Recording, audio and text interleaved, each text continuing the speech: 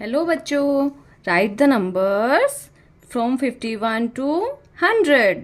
हमने अब तक किया था 50 तक काउंटिंग राइटिंग।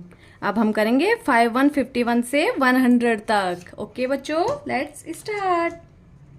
51 51, 52 52, 53 53, 54 54, 55 56 56, 57 57, 58 58, 59 59, 60 60। अब हम आ गए हैं 60 पर।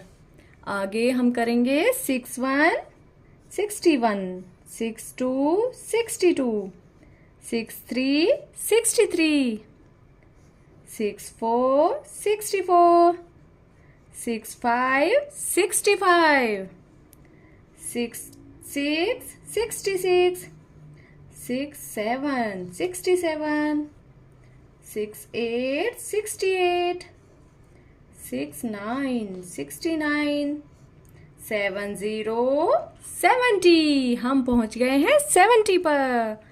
71 71, 72 72, 73 73, 74 74, 75 75, 76 76, 77 77, 78 78, 79 79, 80 80, 81 81, 82 82, 83 83, 84 84, 85 85, 86 86, 87 87,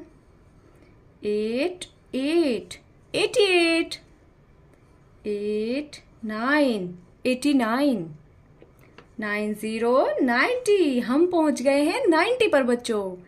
90 90 के आफ्टर नंबर आता है 91 91, 92 92, 93 93, 94 94, 95 95, 96 96, 97 97, 98 98, 99 99, 100 100। Hope you understand kids. Thank you बच्चों. Bye bye.